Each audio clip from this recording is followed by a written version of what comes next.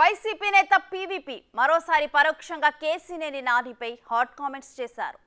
బోరుకొచ్చిన బండి షెడ్డు మారిందంటే వాడి బుద్ధి గురించి అందరికీ తెలిసిందే కదా అని ట్వీట్ చేశారు.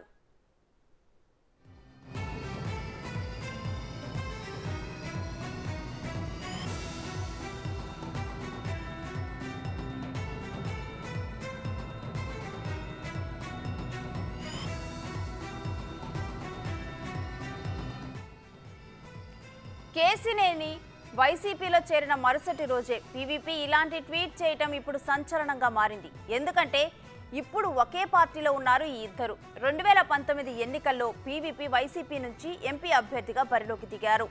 టీడీపీ అభ్యర్థిగా ఉన్న కేసీనేని నాని విజయం సాధించాడు. ఇక ఇటీవల జరిగిన కొన్ని పరిణామాల నేపథ్యంలో నాని టీడీపీని వీడారు. జగన్ సమక్షంలో ఆయన వైసీపీలో చేరారు.